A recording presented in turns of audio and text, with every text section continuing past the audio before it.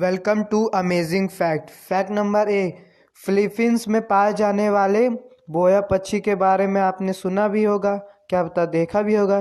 Guys, ये प्रकाश में रहने का इतना शौकीन होता है कि अपने घोंसले के चारों ओर जुगनू भरकर लटका देता है ताकि वह अपना घोंसला पहचान सके।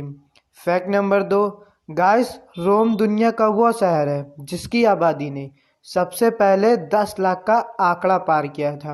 10 लाख का आंकड़ा पार किया था। हाँ गाइस, अगर वीडियो आपको अच्छी लगी हो तो प्लीज़ इसे लाइक कीजिएगा, सब्सक्राइब कीजिएगा, बेल नोटिफिकेशन ऑल पे सेट कर दीजिए।